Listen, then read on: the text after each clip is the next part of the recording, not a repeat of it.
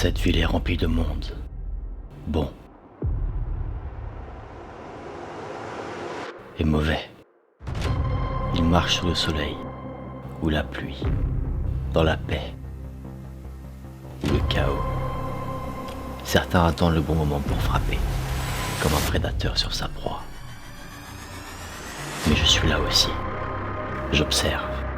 Ils ne savent pas où je suis. Mais ils savent comment me contacter. Quand ils le font. Ils savent que ce n'est pas pour demander de l'aide. C'est un avertissement. Pour eux, ils pensent que je me cache dans l'obscurité. Mais je suis l'obscurité.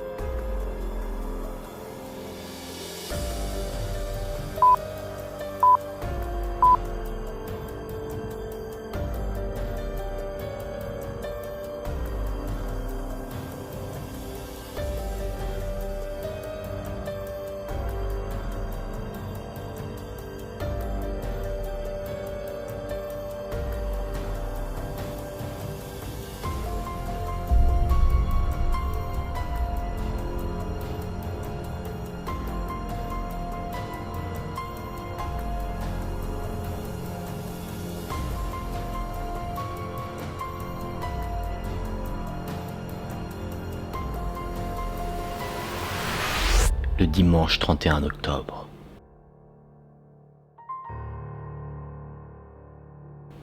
Judy Henderson, 28 ans, a été assassinée. Son corps a été retrouvé dans une cave, dépourvu de son visage et son ventre découpé. La peau de son visage a été envoyée à l'homme qu'elle fréquentait, Mark Lewis. C'est 3 jours plus tard que M. Lewis a reçu le visage découpé de Judy dans une boîte.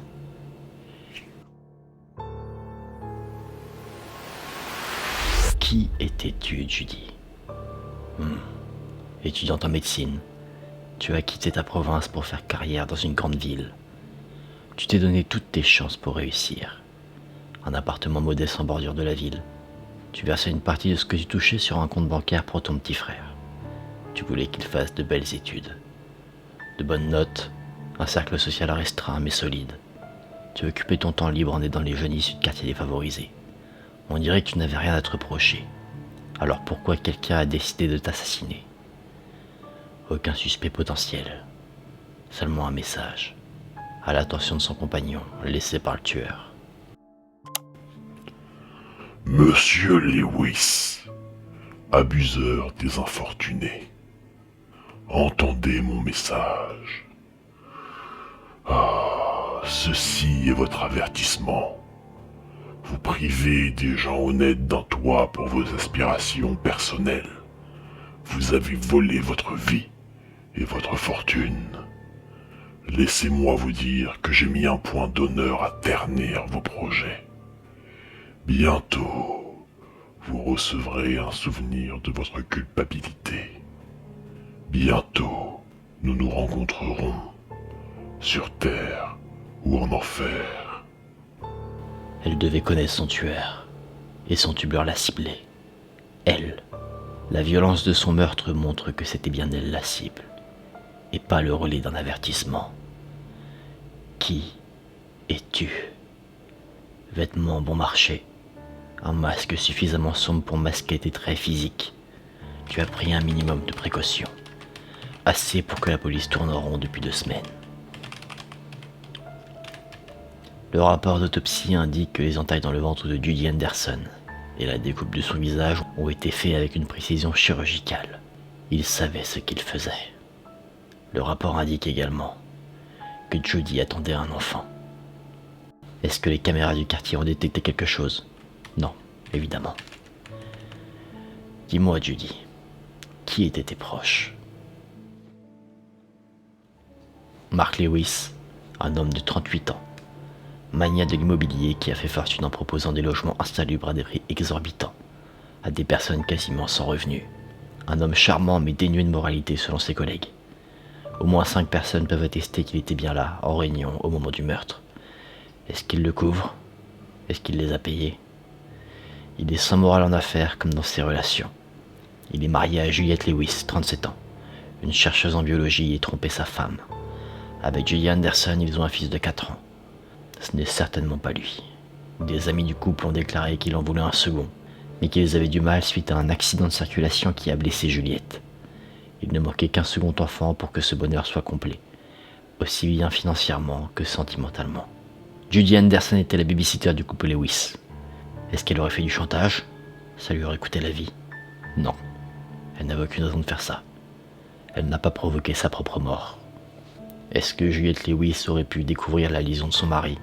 Les amants ne se voyaient que quand Juliette était en voyage d'affaires. Pas d'échange de messages, pas de mail, rien. Impossible. Juliette était avec son fils au moment du meurtre. Judy n'y était pas, donc difficile pour une mère de laisser son fils pour aller commettre un meurtre. Mais bon, la folie peut pousser à tout. Qui avons-nous d'autres? Toi, Eric Lamar, un ami étudiant en médecine de 26 ans, qui avait des vues sur elle. Ça pourrait coller au crime passionnel. Il découvre sa liaison avec Mark Lewis, il est jaloux, envoie un message d'avertissement pour se soulager. En plus, il n'a aucun alibi. Ça colle, mais ça colle trop. C'est trop simple. Pourquoi aurait-il pris autant de précautions pour se faire avoir si rapidement? Jake Lewis, le frère de Mark, un homme marié à Anna Lewis, un entrepreneur modeste dans le médical initialement, qui n'a jamais vraiment réussi. Toujours dans l'ombre du succès de son frère, mais ça ne semble pas le déranger. Il aurait pu faire une grande carrière, mais il a préféré consacrer son temps à rendre la ville plus sûre, en mettant en place un nouveau système de surveillance. Il a décroché un contrat avec la ville, mais son projet n'aboutit pas. Il a fait ses études au Canada avant de s'installer en France. Il semble apprécier sa vie. Un homme normal dans un monde normal. Un homme qui offre à sa femme des fleurs pour le plaisir, le 31 octobre. Quel fleuriste? À la Fleur de Cœur, au 36 rue de la Mare. Ouvert du lundi au samedi de 9h à 19h sans exception. Un bon fleuriste, bon goût. Alors, qui a laissé fuir son démon le jour d'Halloween? Pas un nouveau tueur en série. On aurait eu d'autres cadavres en 2 semaines. La femme de Jake peut-être? Non, aucune raison, elle n'a aucun lien avec Judy Anderson. Il me faut un suspect. Monsieur Lamar, laissez-moi entrer dans votre tête. Oh, un séjour en hôpital psychiatrique. Apparemment, tu as un complexe d'Oedipe. Alors Eric, on est amoureux de maman? À quoi ressemble-t-elle? Brune, mais aucune ressemblance avec Judy. Quoique, est-ce qu'il lui a enlevé son visage pour que la ressemblance soit plus cohérente? Les rapports indiquent que son complexe aurait été traité. Vraiment? Aurais-tu fait une rechute, Eric?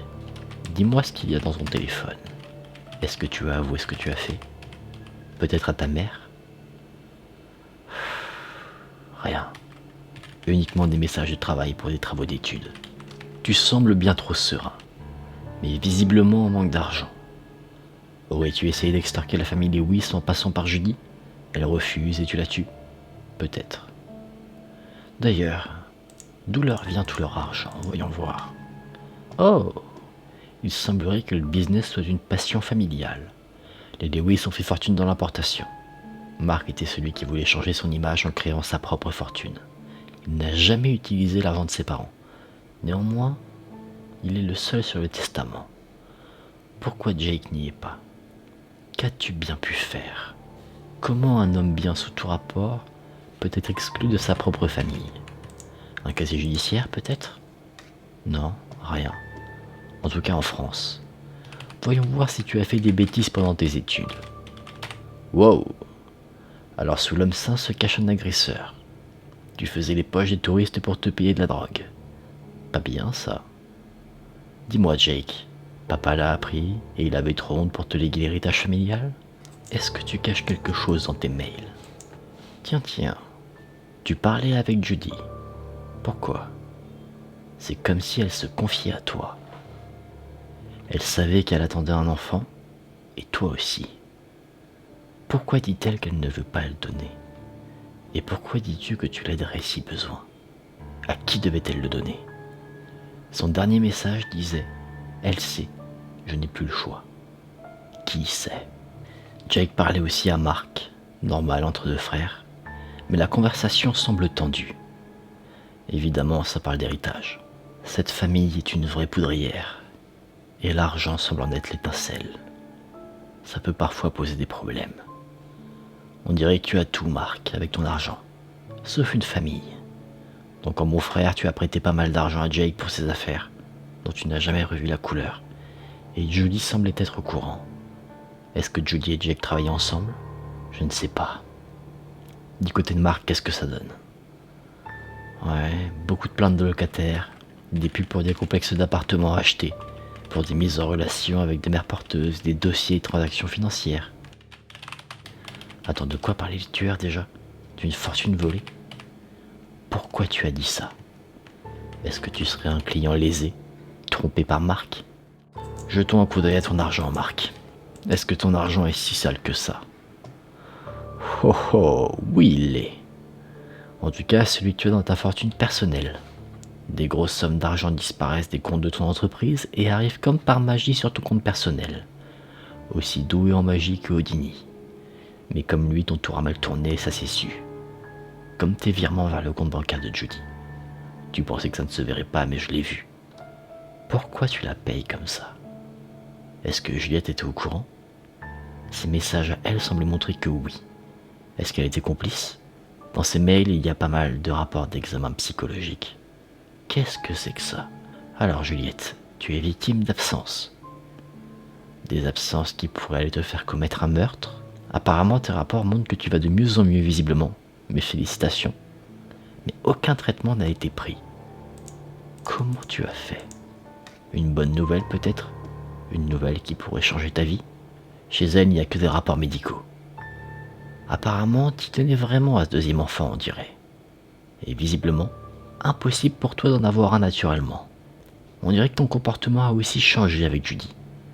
Tu es passé de formel, professionnel, à presque maternel avec elle. Qu'est-ce qui a bien pu se passer entre vous? La situation me semble trop complexe pour que le suspect soit quelqu'un d'autre.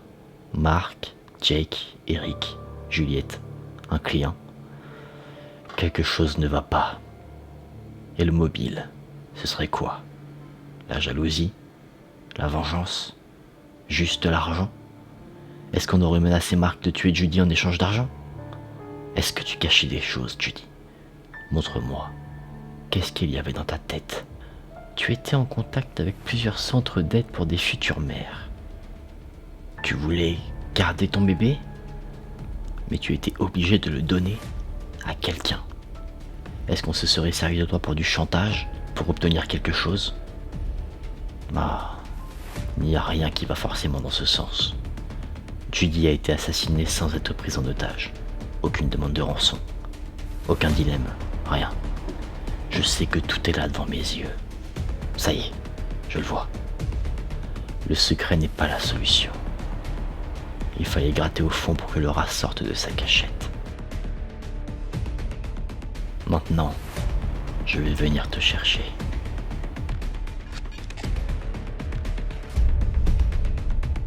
Car je sais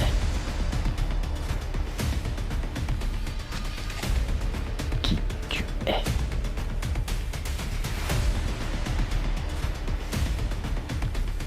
Et vous ?